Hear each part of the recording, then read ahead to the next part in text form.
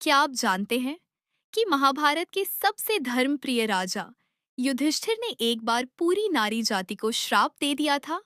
और वो भी गुस्से में नहीं, बल्कि एक ऐसे दर्द में जिसे सुनकर आपका दिल भी कांप जाएगा। कुरुक्षेत्र का युद्ध खत्म हो चुका था।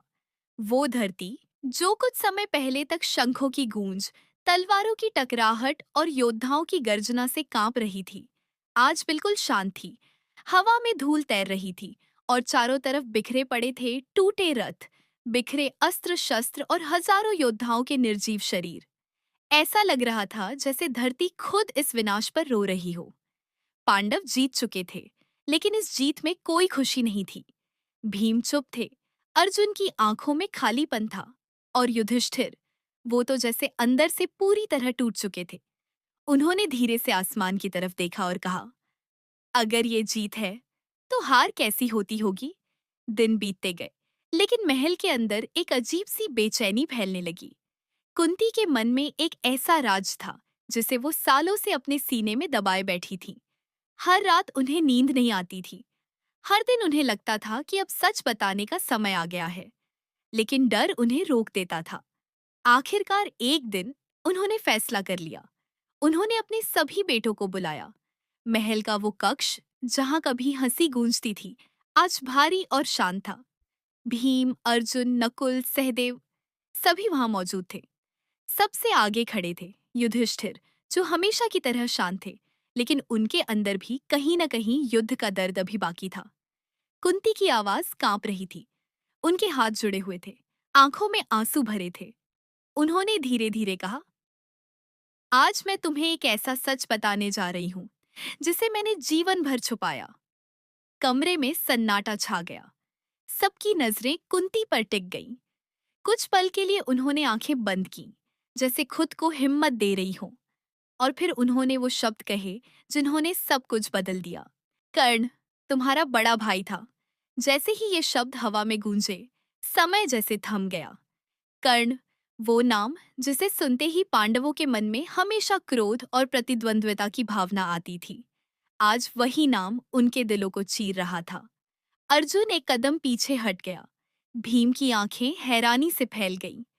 नकुल और सहदेव एक दूसरे को देखने लगे, लेकिन सबसे ज्यादा असर पड़ा युधिष्ठिर पर।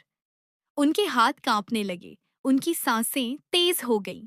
उन्होंने धीमी लेकिन टूटी हुई आवाज में पूछा, माता, ये आप क्या कह रही हैं? कुंती अब खुद को रोक नहीं पा रही थी।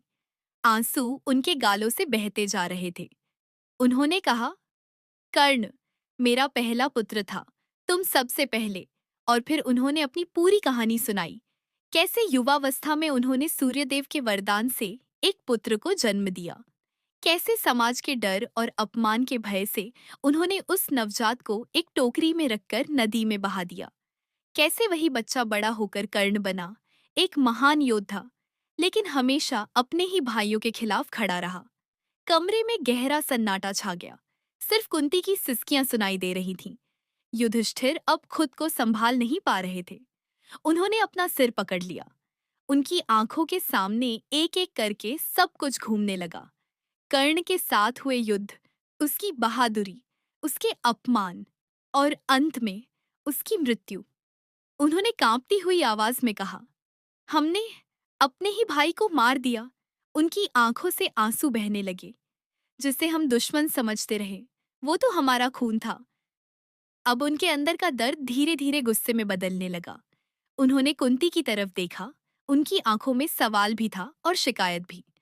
माता, आपने ये सच हमसे छुपाया क्यों? उनकी आवाज भारी हो गई थी। कुंती चुप रही, उनकी खामोशी ही उनका जवाब थी। लेकिन युधिष्ठिर का दर्द अब फूट पड़ा। अगर ये सच पहले पता होता, तो ये युद्ध कभी नहीं होता। हजारों लोग जिंदा होते, हमारा भाई जिंदा होता। उनकी आवाज पूरे महल में गूंज उठी। वो सिर्फ राजा नहीं थे उस पल, वो एक ऐसा इंसान थे जिसने अभी अभी अपने सबसे बड़े सच को खोया था। और उसी पल, उसी टूटे हुए दिल से एक ऐसा फैसला निकला जिसने इतिहास बदल दिया।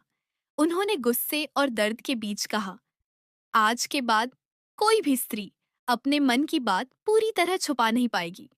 कमरे में फिर से सन्नाटा छा गया। ये सिर्फ शब्द नहीं थे, ये एक श्राप था। कुंती रो पड़ी। भीम और अर्जुन भी स्तब्ध खड़े थे।